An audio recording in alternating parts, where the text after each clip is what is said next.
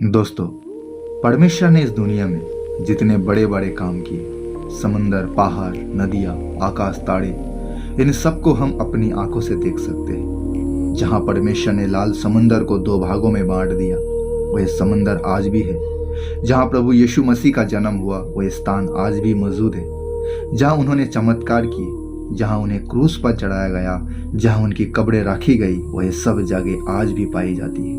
परमेश्वर के दासों ने जहां जहां सेवा की, वह शहर भी आज दुनिया के नक्शों पर है। लेकिन एक जगह ऐसी है जिसे आज तक कोई इंसान नहीं देख पाया, वह है आदन की वाटिका। वह जगह जहां मनुष्य ने पहली बार परमेश्वर की आवाज सुनी, जहां पाप नहीं था, जहां डर नहीं था, जहां मृत्यु नहीं थी। तो सवाल यह है, अगर परमेश्वर के हर काम का निशान आज भी मौजूद है, तो आदन की वाटिका कहाँ है? आइए आज हम परमेश्वर के वचन से इस रहस्य को समझते हैं। उत्पत्ति 2 के 8 में लिखा है, और यहोवा परमेश्वर ने पूर्व की ओर आदन में एक वाटिका लगाई और वहां आदम को, जिसे उसने रचा था, रख दिया। दोस्तों, ध्यान से समझिए, ये वाटिका किसी इंसान ने नहीं बनाई थी, इसे स्वयं परमेश्वर ने लगाया था। बाइबल साफ कहती है पूर्व की ओर, मतलब ये एक असली जगह थी, कोई कल्पना नहीं, कोई कहानी नहीं, धरती पर एक वास्तविक स्थान। और लिखा है परमेश्वर ने आदम को वहां रखा। आदम खुद वहां नहीं गए, परमेश्वर ने उसे उस स्थान पर स्थापित किया। तो आदन की वाटिका का मतलब क्या हुआ? वह जगह जिसे परमेश्वर ने स्वयं तैयार किया, धरती पर एक वास्तविक स्थान जहां परमेश्वर ने पहले मनुष्य को रखा। वह जगह जहां कोई श्राप नहीं था, जहां कोई दुख नहीं था, कोई पीड़ा नहीं थी, जहां कोई बीमारी और मृत्यु नहीं थी। वह स्थान परमेश्वर के शांति और आनंद से भरा हुआ था। अब सवाल यह है, अगर आदन की वाटिका सच में धरती पर थी, तो आज वह कहाँ है? बाइबल बताता है कि उत्पत्ति अध्याय 2 उसके 10 से 14 आयत तक उस वाटिका को सींचने के लिए एक महानदी आदन से निकली और वहां से आगे बढ़कर 4 धाराओं में बढ़ गई। पहली धारा का नाम पीसोन है। ये वही है जो हवीला नाम के सारे देश को, जहां सोना मिलता है, घेरे हुए है। उस देश का सोना चोखा होता है, वहां मोती और सुलेमानी पत्थर भी मिलते हैं। दूसरी नदी का नाम गीहोन है। ये वही है जो कूश के सारे देश को घेरे हुए है। और तीसरी नदी का नाम हिदकेल है। ये वही है जो असूर के पूर्व की ओर बहती है। और चौथी नदी का नाम फारात है। दोस्तों, यहाँ इन वचनों पर ध्यान दीजिए। बाइबल सिर्फ एक कहानी नहीं बता रही, वह स्थानों के नाम बता रही है, देशों के नाम बता रही है, नदियों के नाम बता रही है। मतलब आदन की वाटिका कोई कल्पना नहीं थी, वह एक वास्तविक भौगोलिक स्थान था। लेकिन आज सवाल फिर वही है, आज हम इन चारों नदियों को एक ही जगह से निकलते हुए क्यों नहीं देखते? क्या जल प्रलय के बाद धरती बदल गई? क्या नदियों का रास्ता बदल गया? यही वह रहस्य है जो आदन की वाटिका को आज हमसे छिपाए हुए है। अब सुनिए क्या हुआ। उत्पत्ति अध्याय 3 उसके 22 से 24 आयत तक। फिर यहोवा परमेश्वर ने कहा, मनुष्य भले बुरे का ज्ञान पाकर हम में से एक के समान हो गया है, इसलिए अब ऐसा ना हो कि वे हाथ बढ़ाकर जीवन के वृक्ष का भी फल तोड़ के खा ले और सदा जीवित रहे। इसीलिए यहोवा परमेश्वर ने उनको आदन की वाटिका में से निकाल दिया कि वे उस भूमि पर खेती करे जिसमें से वह बनाया गया था। इसीलिए आदम को उसने निकाल दिया और जीवन के वृक्ष के मार्ग का पहरा देने के लिए आदन की वाटिका के पूर्व की ओर करूबों को और चारों ओर घूमने वाली जलामय तलवारों को भी नियुक्त कर दिया। मतलब क्या?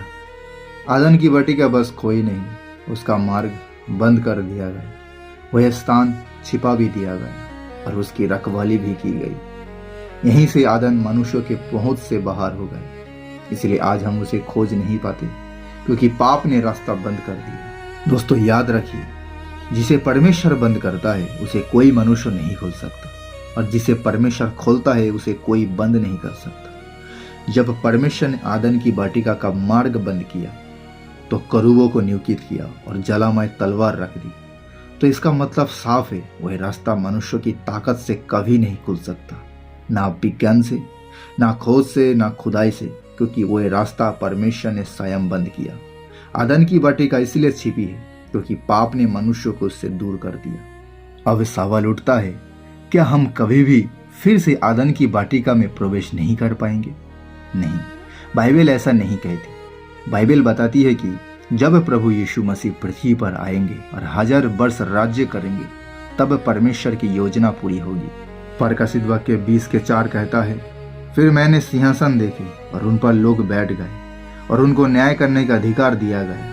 मैंने उनकी आत्माओं को भी देखा जिनके सिर यीशु की गवाही देने और परमेश्वर के वचन के कारण काटे गए थे, और जिन्होंने ना उस पशु की और न उसकी मूर्ति की पूजा की थी और न उसकी छाप अपने माथे और हाथों पर ली थी। वे जीवित होकर मसीह के साथ 1000 वर्ष तक राज्य करते रहे। प्रकाशित वाक्य 22:1-2 में लिखा है, फिर उसने मुझे बिलोड़ की सी झलकती हुई जीवन के जल के नदी दिखाए, जो परमेश्वर और मेमने के सिंहासन से निकलकर उस नगर की सड़क के बीचों बीच बहती थी। नदी के इस पर और उस पर जीवन का वृक्ष था, उसमें बड़ा प्रकार के फल लगते थे और वह हर महीने फलता था, और उस वृक्ष के पत्ते से जाति जाति के लोग चंगे होते थे। दोस्तों, जरा याद कीजिए, आदन में भी एक नदी थी जो वाटिका को सींचती थी। अब अंत में फिर एक नदी दिखाई देती है, लेकिन इस बार वह सीधी परमेश्वर के सिंहासन से निकल रही है। और आगे लिखा है, नदी के इस पर और उस पर जीवन का पेड़ था, जो हर महीने फल देता था, और उसके पत्ते से जाति जाति के लोग चंगे होते थे। क्या आप देख रहे हैं? शुरुआत में भी जीवन का वृक्ष था, अंत में भी जीवन का वृक्ष है। आदन में मनुष्यों को जीवन के वृक्ष से दूर कर दिया गया था, लेकिन अंत में परमेश्वर फिर से जीवन का मार्ग खोल देता है। और प्रकाशित वाक्य 22:3 कहता है, और फिर श्राप ना होगा, और परमेश्वर और मेमने का सिंहासन उस नगर में होगा और उसके दास उसकी सेवा करेंगे। दोस्तों, बाइबल सिर्फ ये नहीं कहती कि श्राप खत्म होगा, वह ये भी बताती है कि पृथ्वी फिर से बदल जाएगी। भेड़िया मेमने के साथ रहेगा, तेंदुआ बकरी के बच्चे के साथ लेटेगा, बछड़ा और सिंह साथ साथ चढ़ेंगे और एक छोटा सा बालक उन्हें हाँक ले जाएगा। गाय और भालू साथ चढ़ेंगे, उनके बच्चे साथ साथ लेटेंगे, और सिंह बेल के नए भूसा खाएगा। दूध पीता बच्चा नाग के बिल के पास खेलेगा, और छोटा बालक सांप के बिल में हाथ डालेगा, और उसे कुछ हानि ना होगी। वह ना तो हानि पहुंचाएंगे ना विनाश करेंगे, क्योंकि पृथ्वी यहोवा के ज्ञान से भर जाएगी। अब अर्थ समझिए दोस्तों, ये वही दशा है जो आदन की वाटिका में थी, जहां डर नहीं था, जहां हिंसा नहीं थी, जहां श्राप नहीं था। और प्रकाशित वाक्य 22:3 कहता है, फिर श्राप ना होगा, मतलब परमेश्वर श्राप को समाप्त कर देगा और पृथ्वी फिर से शांति में आ जाएगी। आदन की शांति फिर से स्थापित होगी। आदन एक बागीचा था, लेकिन भविष्य में पूरी पृथ्वी परमेश्वर की वाटिका बन जाएगी। तो दोस्तों, आज हमें आदन की वाटिका को ढूंढने की जरूरत नहीं है, क्योंकि हम उसे अपनी ताकत से कभी नहीं ढूंढ पाएंगे। जब परमेश्वर ने उसके मार्ग बंद किया, तो करूबों और ज्वालामय तलवारों को वहां नियोजित कर दिया। जिसे परमेश्वर बंद करता है, उसे कोई मनुष्य नहीं खोल सकता। इसलिए हमारा काम जगह को ढूंढना नहीं है, हमारा काम है परमेश्वर पर भरोसा रखना, ताकि जब प्रभु यीशु मसीह आए और अपना राज्य स्थापित करे, तब हम उस आनंद जीवन में प्रवेश कर सकें, जहाँ फिर श्राप ना होगा, जहाँ जीवन की नदियाँ बहेगी, जहाँ जीवन का वृक्ष होगा, जहाँ हम सदा प्रभु के साथ रहेंगे। दोस्तों, उम्मीद करता हूँ अब समझ चुके होंगे कि आदन की वाटिका सिर्फ एक खोया हुआ स्थान नहीं, वह परमेश्वर की आने वाली महिमा की झलक है। अगर आप मेरे चैनल पर नए हैं तो कृपया सब्सक्राइब कीजिए। इस संदेश को अपने दोस्त और परिवार के साथ शेयर कीजिए, क्योंकि परमेश्वर का वचन हर व्यक्ति तक पहुंचना चाहिए। धन्यवाद। प्रभु आप सभी को आशीष दे।